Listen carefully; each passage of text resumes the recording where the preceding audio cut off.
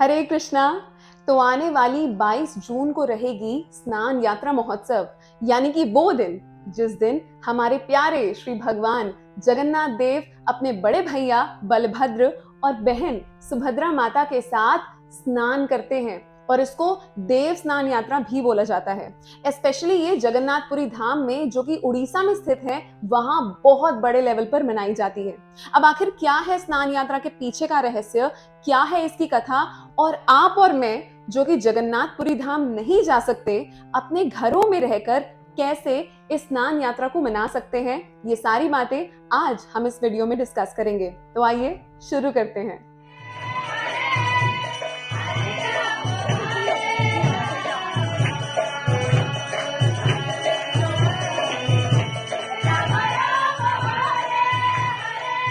आइए साथ मिलकर चलते हैं द्वारका धाम में, वही धाम जहां पर श्री कृष्ण अपनी सभी रानियों के साथ निवास करते थे।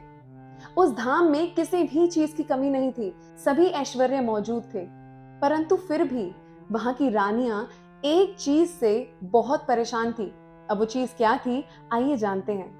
भगवान श्री कृष्ण हृदय से वृंदावन को बहुत मिस करते थे। वे बहुत दुखी हो जाते थे वृंदावन को याद करके। और कभी कभी तो रानियां ये भी ऑब्जर्व करती थी कि भगवान जब सो रहे होते थे तो निद्रावस्था में भी वृंदावन को याद करते करते उनके आंखों से अश्रु की धार निकलने लगती थी। वे नींद में बोलते, हे वृंदावन, हे यशोदा माँ, नंद बाबा, ग्वाल सखाएं, श्रीमती राधा रानी, गोपियां, वे सबको मिस करते थे। और ये सब देखकर रानियों के हृदय में बस एक ही प्रश्न आता था कि ऐसा क्या है श्री वृंदावन धाम में कि हमारे प्रभु वृंदावन को नहीं भूल पा रहे। हम यहाँ पर दिन रात हमारे प्रभु श्री कृष्ण की सेवा में लगी हैं, उनको हर एक ऑपुलेंस, हर एक ऐश्वर्य से उनकी सेवा कर रही हैं, पर फिर भी उनके हृदय में तो केवल श्री वृंदावन धाम ही है। आखिर क्या था ऐसा वृंदावन धाम में, ऐसी क्या लीलाएं हुई भगवान की श्री वृंदावन धाम में।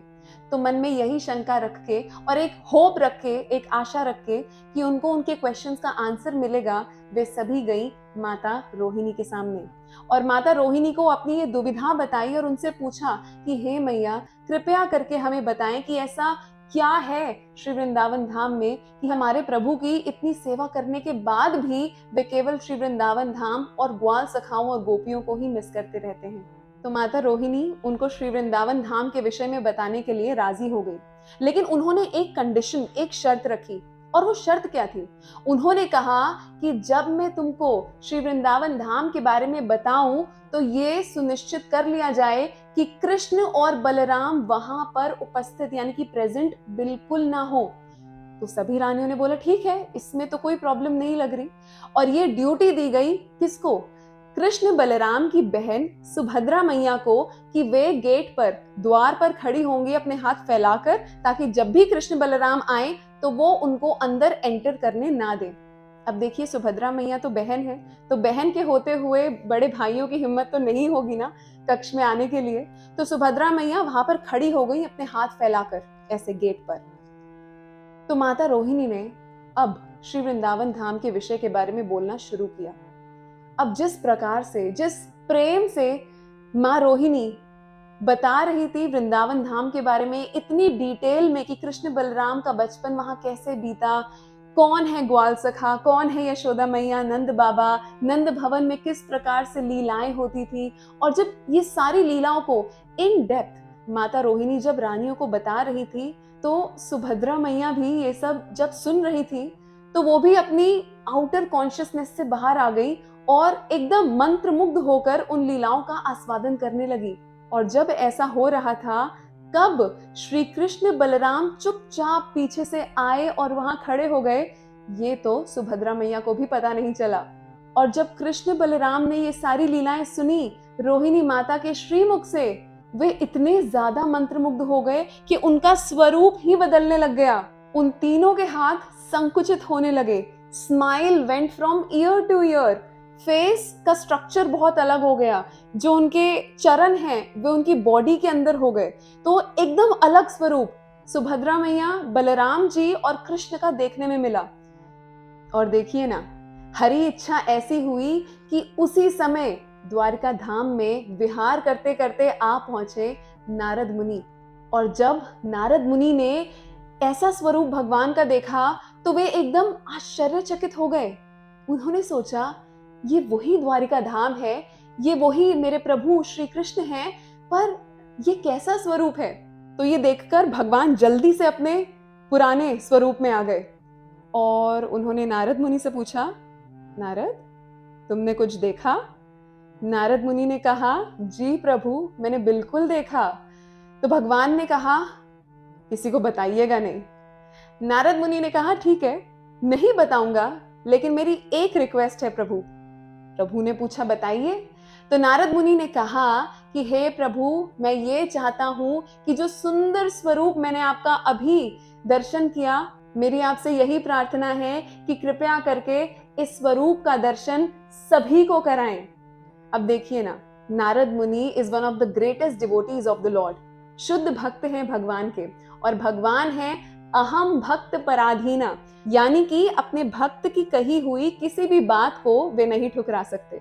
और इसीलिए भगवान ने निर्णय लिया कि कलयुग में वे इस फॉर्म को मैनिफेस्ट करेंगे, जो फॉर्म है जगन्नाथ बलदेव सुभद्रा मैया की। और ये दिन स्नान यात्रा का ही दिन था, जिस दिन भगवान जगन्नाथ इस धरा पर अवतरित हुए और महाराज इंद्रद्युम्न के सामने आए। और तब जगन्नाथ जी ने इंद्रद्युम्न महाराज से कहा कि हे इंद्रद्युम्न, अब क्योंकि मैं अवतरित हो चुका हूँ, तो मैं ये चाहता हूँ कि तुम मेरे लिए एक भव्य स्नान का आयोजन करो। और वही स्नान की परंपरा आज भी जारी है, जिसको हम देव स्नान यात्रा बुलाते हैं। तो ये स्नान यात्रा का दिन इतना शुभ है कि आज के दिन ही पतित पावन भगवान श्री जगन्नाथ हमारे उद्धार के लिए इस धरा पर अवतरित हुए। अब बात करते हैं भगवान जगन्नाथ के स्वरूप की।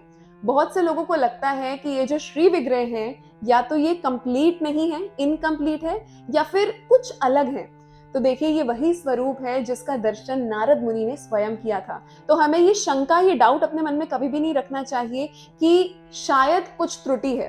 तो ऐसा बिल्कुल भी नहीं है। ये जो भगवान जगन्नाथ का ये जो सुंदर स्वरूप है, ये उनके कंपैशन को जताता है।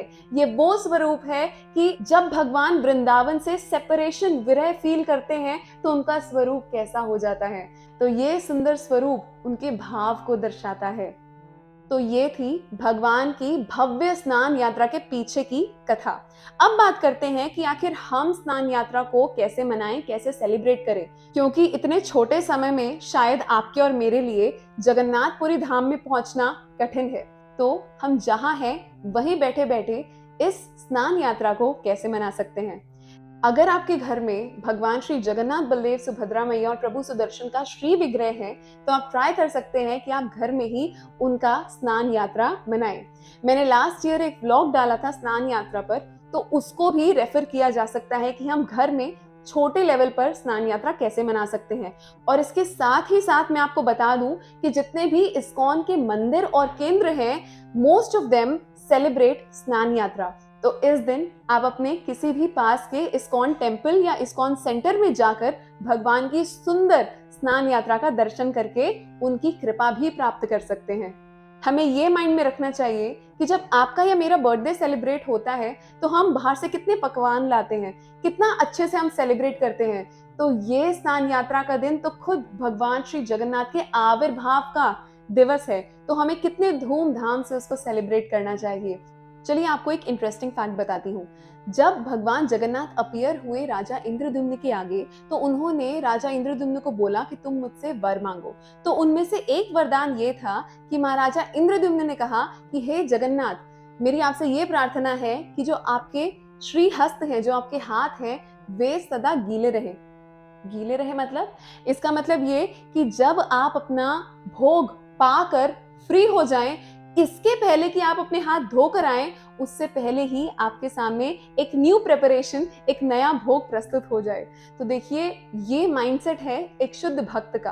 तो हम उस लेवल तक तो नहीं पहुंच सकते, लेकिन trying to the best of our capabilities हमें भगवान के लिए भोग प्रिपेयर करना चाहिए और भक्तों के संग में जाकर भगवान की सेवा करनी चाहिए। क्योंकि देखिए, अगर हम अकेले रहकर भगवान को प्रसन्न करने की कोशिश करते हैं, तो हो सकता है कि भगवान हमारी सेवा को एक्सेप्ट करें या ना करें, लेकिन जब हम उन भक्तों के, उन शुद्ध भक्तों के संग में आकर भगवान को प्लीज करने की कोशिश करते हैं, तो उन भक्तों की इंटेंसिटी को देखकर भगवान हमारी सेवा भी एक्सेप्ट कर लेते हैं, क्योंकि भगवान तो है भक्त वत्सल। तो इसीलिए डिवोटी एसोसिएशन बहुत जरूरी है अपनी स्पिरिचुअल लाइफ को आगे बढ़ाने के लिए, और भक्तों का संग भी ऐसा हो, उन भक्तों का संग हम करें जो कि हमसे स्पिरिचुअली एडवांस्ड हैं, ताकि उनको कॉपी ना करके बट उनकी इंस्ट्रक्शंस को फॉलो करके हम भी इस भक्ति के पथ पर अग्रसर हो। और इसके साथ ही साथ भगवान से ये आग्रह करना चाहिए कि हे श्री जगन्नाथ, आप इस धरा पर पधारे हैं, कृपया करके मेरे मैले हृदय में भी पधारे, ताकि वे सदा आप ही के दर्शन में लगा रहे। क्यों? क्योंकि जगन्नाथ स्वामी नयन पथगामी भवतु में। हे श्री जगन्नाथ, मेरी कृपया करके आपसे एक ही विनती है कि मेरी दृष्टि के ऑब्जेक्ट आप ही बने रहें, मैं केवल आप ही का दर्शन करके आप ही को अपने हृदय में रख पाऊं।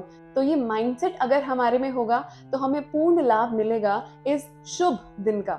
तो ये जो स्नान यात्रा का दिन है, ये वो बिगिनिंग मार्क करता है जहां से भगवान अपनी सुंदर लीलाओं को स्टार्ट करते हैं। चलिए अब मैं आपको बताती हूँ कि स्नान यात्रा के बाद क्या होता है।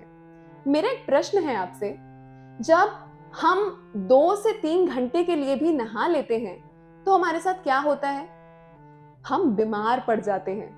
तो यहाँ तो भगवान इतने घंटों लगातार एक साथ स्नान कर रहे हैं, तो स्वाभाविकतः भगवान भी अपनी लीला के लिए बीमार पड़ने की लीला करेंगे, और इसीलिए वे 15 दिन के लिए अपने कक्ष में रहकर रेस्ट करते हैं, जिसको क्वारंटाइन बोलते हैं।